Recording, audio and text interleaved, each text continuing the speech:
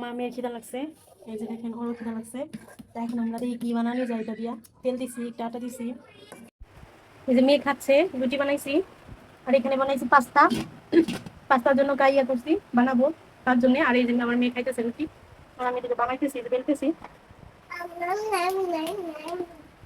আর এখানে একটা দিছি, একটা রুটি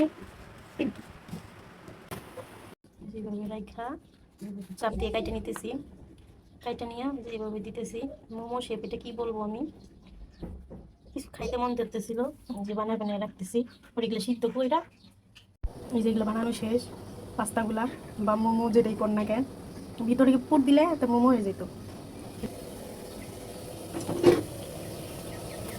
পানিটা ভালো কাছে গেছে, একটা একটা করে সাইডে দিই।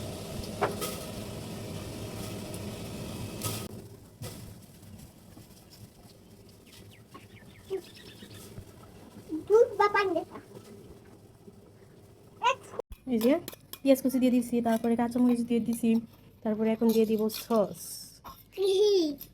এই যে আরেকজন বাড়ি লেগে বেরিয়েছি খাইবো, কিন্তু ওর বাবারে মিস করতেছি। ওর বাবা বসে গেছে, নাহলে তো ও খাইতো। দিয়েছি সস।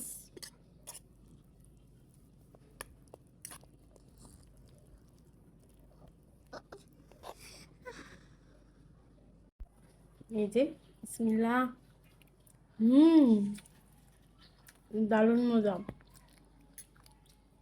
আমি আমার মতো করে বানাইছি, আপনার আপনাদের মতো বানাইতে পারবেন। হুম,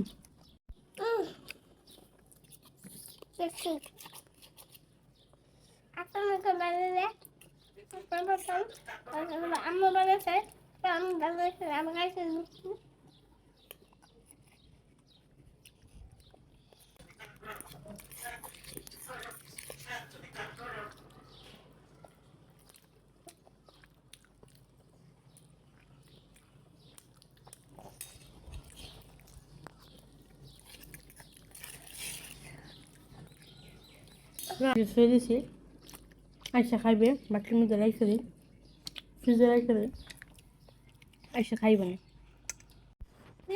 ওই দিক দিয়ে রুটি বানাইছিলাম, ওই যে তরকারি আছে, তরকারি দিয়ে খাবো রুটি। পেটের মধ্যে অনেক খিদা লাগছে, খাই। দেখেন বেড়াতে আমি খাই দিই আগে। হুম হুম, অসাধারণ।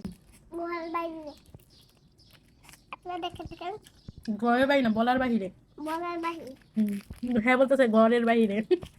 হুম হুম, অসাধারণ। ওদিক দিয়ে বৃষ্টি আইছে, আপনাদের এখানে দেখাইলাম। আকাশ অনেক খারাপ করছে, ছাদের থেকে কাপড় আইন না খাওয়া শুরু করছি আমরা। আর এটা হচ্ছে সহজ পদ্ধতি, রুটি বানায় তাহলে মধ্যে ভাজতে পারেন।